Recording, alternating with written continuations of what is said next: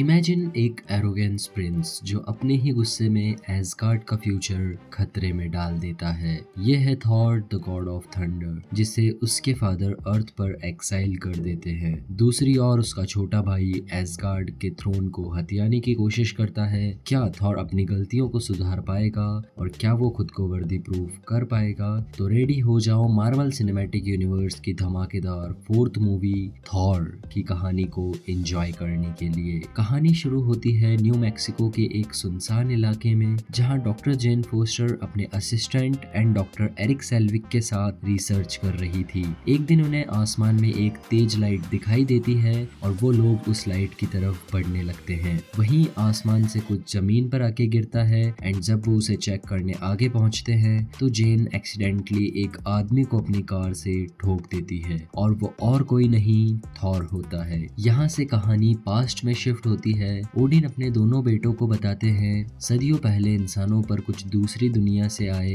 बर्फीले दानवों Frost giant ने अटैक किया था एंड वो एक एक करके सभी इंसानों को मारने लगे। उन लोगों की मदद करने ओडिन अपने फौज के साथ अर्थ पर आकर फ्रॉस्ट जाइंट्स के साथ युद्ध करते हैं। दोनों के बीच एक भयानक युद्ध होता है बट फ्रॉस्ट जाइंट्स ओडिन की सेना के सामने नहीं टिक पाते एंड ओडिन उन्हें अर्थ से खदेड़ते हुए उनके प्लेनेट योटनहाइम में लेके जाते हैं। इसी युद्ध में ओडिन को अपनी एक आंख भी गंवानी पड़ी थी बट काम खत्म हुआ। उन्होंने फ्रॉस्ट जाइंट को हरा के उनके प्लेनेट का पावर सोर्स छीन लिया था। युद्ध के बाद ओडिन एसगार्ड लौटते हैं। वहीं हम व्यूवर्स को एक विशालकाय एसगार्ड दिखाया जाता है जिनका राजा था खुद ओडिन। ओडिन अपने दोनों बेटों को कहानी सुनाने के साथ बताता है एक अच्छा राजा वही है जो कभी लड़ाई की शुरुआत ना करे बट जरूरत के समय तैयार रहे। सीन कुछ साल आगे शिफ्ट होता है। ये वो दिन था जब ओडिन के बड़े बेटे थॉर का राज्याभिषेक होने जा रहा था। इसी सीन में हमें एक हिडन डिटेल भी बताई जाती है। जब ओडिन थॉर को बुलाते हैं तो वो थोड़ी हिचकिचाहट के साथ कहते हैं थॉर माय फर्स्ट बॉर्न। उस वक्त थॉर की माँ भी अपनी नजर घुमा लेती है जैसे वो इस बात से सहमत ना हो। ये छोटी सी डिटेल इशारा करती है कि ओडिन पूरी सच्चाई नहीं बोल रहे थे। थॉर असल में ओडिन का फर्स्ट बॉर्न नहीं था। ये राज हमें थॉर द रैग्नारोक में पता चलेगा जिसका एक्सप्लेनेशन भी आपको चैनल पे जल्द देखने मिलेगा। अब कहानी पे फिर से आते हैं। ओडिन जैसे ही थॉर को राजा बनाने वाले थे उसी वक्त कुछ फ्रॉस्ट जाइंट्स ओडिन के वॉल्ट में घुसकर अपना पावर सोर्स चुराने की कोशिश करते हैं लेकिन उनका सामना वॉल्ट के डिस्ट्रॉयर से होता है जो उन्हें वहीं मार गिराता है। ओडिन अपने दोनों बेटों के साथ वॉल्ट में पहुंचते हैं और वहां फ्रॉस्ट जाइंट्स को मरे हुए पाते हैं। तभी थॉर गुस्से में कहता है फ्रॉस्ट जाइंट्स को उनके किए की सजा मिलके रहेगी पर ओडिन उसे शांत करते हुए समझाते हैं उन्हें सजा मिल चुकी है। थॉर फिर भी गुस्से में कहता है वो लोग आज वॉल्ट में घुस आए, वो कभी भी हम पर अगला हमला कर सकते हैं, हमें उन्हें सबक सिखाना होगा। लेकिन ओडिन उसे याद दिलाते हैं फ्रॉस्ट जाइंट्स के साथ की गई संधि के बारे में और यह कहकर वहां से चल देते हैं। थॉर अब भी गुस्से में अपने रूम में चला जाता है। तभी वहां लोकी आता है और कहता है वो लोग हम पर हमला कर सकते हैं लेकिन पिताजी के खिलाफ जाए बिना हम लोग कुछ नहीं कर सकते। इसके बाद थॉर के साथी फेंड्रल, होगन, वॉलस्टैक एंड सिफ भी वहां पहुंच जाते हैं और थॉर अपने साथियों के साथ मिलके फ्रॉस्ट जाइंट्स के साथ जंग करने के लिए निकल पड़ता है। वो लोग बायफ्रॉस्ट के पास पहुंचते हैं। बायफ्रॉस्ट एक ब्रिज है जो एसगार्डियंस को 9 रेल्म्स में ट्रेवल करने में मदद करता है। वहां उन्हें एसगार्ड के पहरेदार हेमडाल मिलता है जिसका काम एसगार्ड को सभी बाहरी आक्रमणों से बचाने का था। हेमडाल उन फ्रॉस्ट जाइंट्स को नहीं देख पाया, उन्हें नहीं रोक पाया। इसी वजह से अब हेमडाल को थॉर की बात मानते हुए उनके लिए ब्रिज खोलना पड़ता है। हेमडाल उन्हें ब्रिज खोलने के साथ बोलता है एक बार आपके वहां पहुंचने पर मैं बायफ्रॉस्ट को बंद कर दूंगा, नहीं तो बायफ्रॉस्ट की ताकत पूरे योटनहाइम को तबाह कर देगी। वो लोग योटनहाइम फ्रॉस्ट जाइंट्स के प्लेनेट पहुंचते हैं और वहां उनका राजा लोफी उनके सामने होता है। थॉर का गुस्सा कंट्रोल से बाहर हो जाता है और उनके बीच लड़ाई शुरू हो जाती है। थॉर अपने साथियों के साथ लड़ता तो है लेकिन ओडिन वहां आके उन्हें रोक देते हैं एंड अपने साथ एसगार्ड ले जाते हैं। ओडिन थॉर के इस गुस्से और एरोगेंस को देखते हुए उसकी सभी पावर्स और उसका माइटी हैमर म्योनिर ले लेते हैं और उसे अर्थ पर एक्साइल कर देते हैं एंड थॉर के साथ माइटी हैमर म्योनिर पे भी एक स्पेल लगा के उसे भी अर्थ पर फेंक देते हैं। बट फ्रॉस्ट जाइंट्स जायंट्स के साथ फाइट के समय एक चीज नोटिस करने वाली थी। जब फ्रॉस्ट जायंट्स किसी को भी छू रहे थे तो वहां से वो आदमी जमने लगता था, बट जब एक फ्रॉस्ट जायंट ने लोकी को छुआ तो उसकी बॉडी जमने की जगह ब्लू होने लगी। अब ये क्यों हुआ ये हमें आगे पता चलेगा। सीन अगेन अर्थ पर प्रेजेंट टाइम में शिफ्ट होता है एंड वो उसे गाड़ी में बैठा के हॉस्पिटल ले जाने लगती है और हम देख पाते हैं म्योनिर भी आसमान से अर्थ पर गिर जाता है। सीन उस जगह शिफ्ट होता है जहां म्योनिर गिरा था। एक आदमी वहां से निकल रहा था, उसे वो हैमर दिखाई देता है एंड वो उसे उठाने का ट्राई करता है, बट वो उसे नहीं उठा पाता। एक एक करके उसके दोस्त, गांव के लोग, सभी लोग वहां इकट्ठा हो जाते हैं एंड एक एक करके हैमर को उठाने लगते हैं। कोई भी इस काबिल नहीं था कि उस हैमर को हिला भी पाए। वहीं हमें स्टैनली का एक कैमियो दिखाया जाता है, वो भी हैमर को उठाने का ट्राई कर रहे थे बट उसे हिला भी नहीं पाते। आयरन मैन 2 मूवी के पोस्ट क्रेडिट सीन में हमने देखा था शील्ड से फिल कॉल्सन मैक्सिको पहुंचते हैं। सेम सीन के साथ कॉल्सन वहां पहुंचता है। अब शील्ड क्या है एंड कॉल्सन कौन है, इसके बारे में अगर आप थोड़ा बहुत जानना चाहते हैं तो हमारी आयरन मैन 2 मूवी का एक्सप्लेनेशन आप लोग देख सकते हैं। डिस्क्रिप्शन में आपको वीडियो लिंक मिल जाएगी। वापस स्टोरी पे आते हैं तो Jane Foster doctor Eric Selvig के साथ उसी लाइट पे रिसर्च करने लगती है जो उन्होंने एक रात पहले देखी थी। जेन को लगने लगा था वो चीज और कुछ नहीं, दूसरी दुनिया में जाने का रास्ता था, एक वॉर्म होल, एंड उनके सवालों का जवाब थॉर दे सकता था। वो लोग थॉर को हॉस्पिटल से अपने घर लेके आते हैं एंड उससे पूछते हैं वो वहाँ कैसे पहुंचा, क्या हुआ था। मीनवाइल एसगार्ड में थॉर के सभी साथी चिंता में थे। वो लोग सोच रहे थे हेमडाल को किसने बोला राजा तक ये बात पहुंचाने के लिए, जिस पर लोकी बोलता है उसी ने सबकी जान बचाने के लिए हेमडाल को राजा तक भेजा था। लोकी को हमेशा से गद्दी पर बैठना था।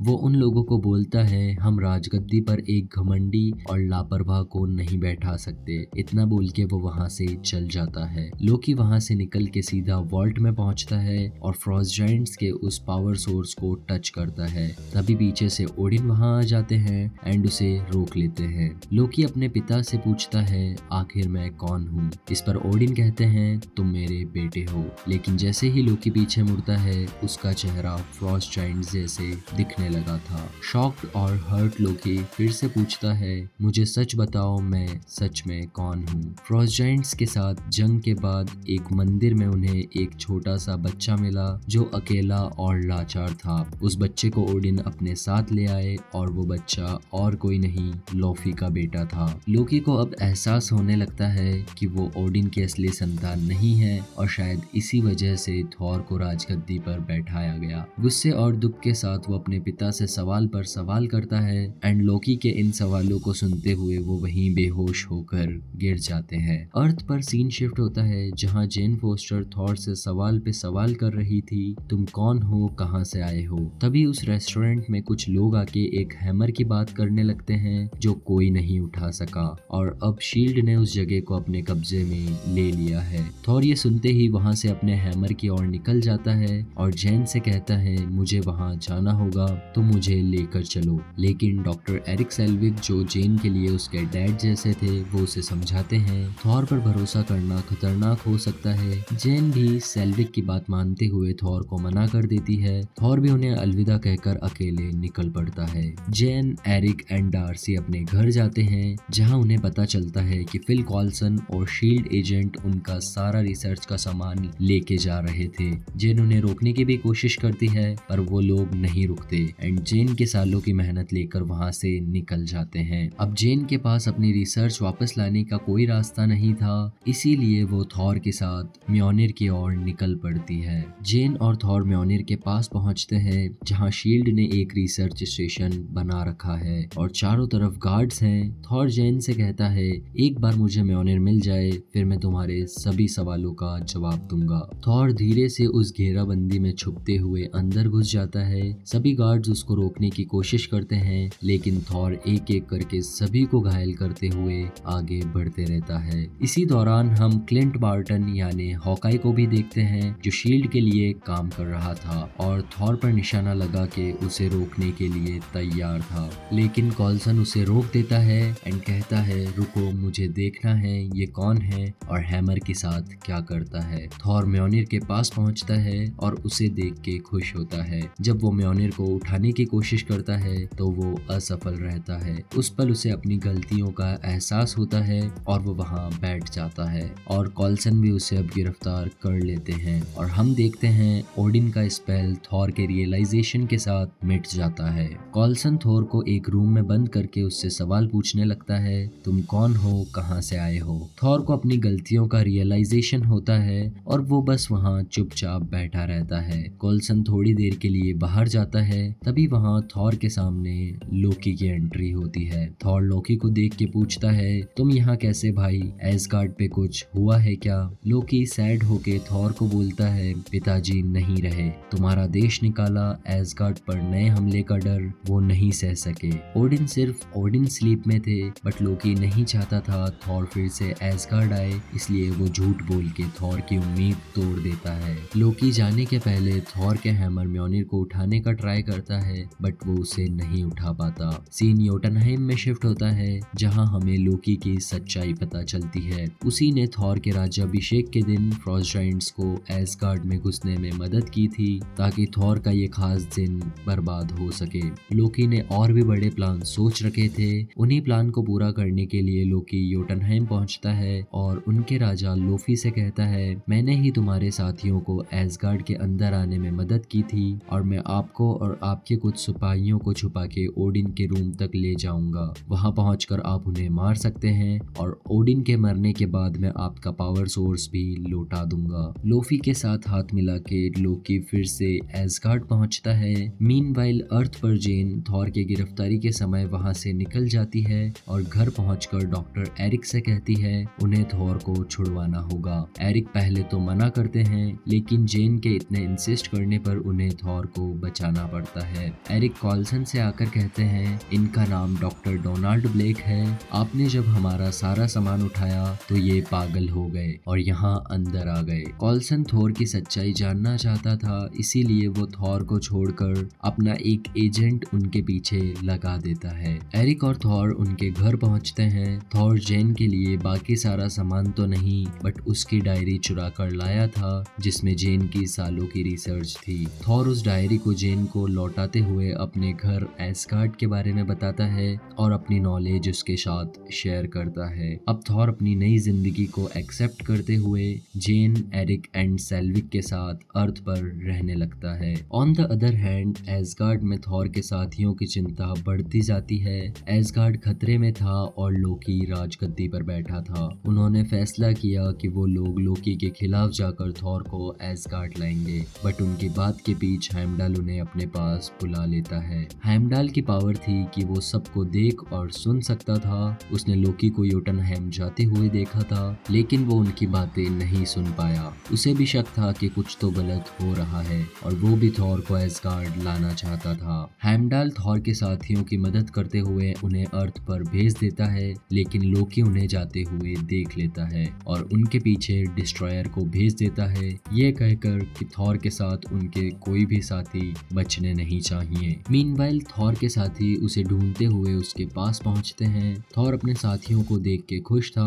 सिर्फ उसे बोलती है, हम आपको लेने आए हैं, बट थॉर बोलता है पिताजी नहीं रहे और उनका हुक्म था हम एसगार्ड नहीं आ सकते। इस पर सिर्फ बोलती है, आपके पिता ओडिन जिंदा हैं। थॉर को अब समझ आ गया था लोकी ने उससे झूठ बोला। दूसरी ओर लोकी हेमडाल के पास पहुंचता है, बट हेमडाल समझ गया था लोकी ने ही फ्रॉस्ट जायंट को एसगार्ड में आने में मदद की। वो लोकी के खिलाफ बोलता है, बट लोकी उसी समय उसे फ्रॉस्ट जायंट के हथियार से जमा देता है। एक तरफ लोकी बायफ्रॉस्ट को खोल के लोफी और उसके कुछ साथियों को एसगार्ड में बुलाता है। दूसरी ओर अर्थ पर डिस्ट्रॉयर आगे बढ़ रहा था थॉर और उसके साथियों को मारने के लिए। थॉर और उसके साथी मिलकर डिस्ट्रॉयर को रोकने की कोशिश करते हैं, लेकिन वो लोग डिस्ट्रॉयर के सामने नहीं टिक पाते और एक एक करके घायल होने लगते हैं। थॉर समझ गया था उसके साथी डिस्ट्रॉयर को नहीं रोक पाएंगे और अब बिना पावर के वो खुद डिस्ट्रॉयर की तरफ बढ़ने लगता है। वो अपने भाई से बात करते हुए कहता है, इन मासूमों ने तुम्हारा क्या बिगाड़ा है? तुम्हारी दुश्मनी मुझसे है। अगर तुम्हें कुछ भी करना है तो मेरे साथ करो। ये बात सुनते हुए डिस्ट्रॉयर रुक जाता है, लेकिन अचानक पीछे मुड़कर डिस्ट्रॉयर थॉर को मार के घायल कर देता है। थॉर वहीं गिर जाता आता है और घायल थॉर के पास जेन पहुंचती है। थॉर बेहोश होने लगा था, लेकिन तभी म्योनिर उसकी जगह से उड़ के सीधा थॉर के पास आ जाता है। थॉर फिर से उठकर अपनी फुल पावर में आ जाता है। अब थॉर म्योनिर को घुमाकर एक तूफान बनाता है और उसी तूफान में डिस्ट्रॉयर को तबाह कर देता है। अब थॉर अपने साथियों के साथ बाइफ्रॉस्ट की तरफ जाता है एंड हेimdall को कहता है बाइफ्रॉस्ट खोलने के लिए, लेकिन एसगार्ड में लोकी ने हेimdall को जमा दिया था। हेimdall बर्फ को पिघलाने की कोशिश करता है और अंत में बर्फ को तोड़ के थॉर के लिए बाइफ्रॉस्ट खोल देता है। थॉर जेन को वापस मिलने का वादा करके एसगार्ड की तरफ निकल जाता है। सीन ओडिन के रूम में शिफ्ट होता है, जहां लोकी लोफी को ओडिन के रूम में ले गया था। लोफी आगे बढ़ता है ओडिन को मारने के लिए, लेकिन तभी पीछे से लोफी पर अटैक करके लोकी उसे मार देता है। तभी थॉर भी वहां पहुंचता है और अपनी माँ से कहता है लोकी ने हमसे झूठ कहा, लोकी ने ही डिस्ट्रॉयर को हमें मारने के लिए अर्थ पर भेजा। लोकी थॉर पर अटैक करके बाइफ्रॉस्ट की ओर बढ़ने लगता है। लोकी सभी फ्रॉस्ट जायंट को मारने और योटनहाइम को पूरी तरह से तबाह करने के लिए बाइफ्रॉस्ट को पूरी ताकत से खोल देता है। बाइफ्रॉस्ट की ताकत पूरे योटनहाइम को तबाह करना शुरू कर देती है। थॉर लोकी के पास पहुंचता है और उसे रोकने की कोशिश करता है, लेकिन लोकी ये सब अपने पिता के सामने अपने आप को साबित करने के लिए कर रहा था कि उनका बेटा लोकी उनकी जान बचाने के साथ उनके दुश्मनों को खत्म करने के भी काबिल है। लोकी और थॉर के बीच एक बेहतरीन फाइट सीक्वेंस दिखाई जाती है, जहां लोकी अपने मैजिकल पावर्स के साथ थॉर से लड़ाई करता है। लोकी अपनी मैजिकल पावर के साथ थॉर पर अटैक करता है, लेकिन थॉर उसे गिराकर अपना माइटी हैमर म्योनिर उसके ऊपर रख देता है। अब थॉर के पास कोई चारा नहीं था। योटनहाइम को बचाने के लिए वो अपने हैमर के साथ बाइफ्रॉस्ट के पुल को तोड़ने लगता है। तभी वहाँ एक बड़ा ब्लास्ट होता है और दोनों भाई पुल से गिरने वाले होते हैं। तभी वहाँ ओडिन पहुंचकर उन दोनों को पकड़ लेता है, बट लोकी खुद को साबित ना कर सका और आखिर में थॉर का हाथ छोड़ के वहाँ से इनफाइनाइट स्पेस में गिर जाता है। सब कुछ नॉर्मल होने लगा था और सब लोग शांति का जश्न मनाते हैं, लेकिन थॉर बेचैन था क्योंकि वो जेन से किया गया वादा पूरा नहीं कर सका। बिना बाइफ्रॉस्ट के वो जेन से नहीं मिल सकता था। थॉर हेimdall के पास जाकर उसे जेन के बारे में पूछता है, जहाँ जेन ऐसे ब्रिज ऐसे रास्ते को ढूंढने की कोशिश कर रही है जिससे वो थॉर से मिल सके।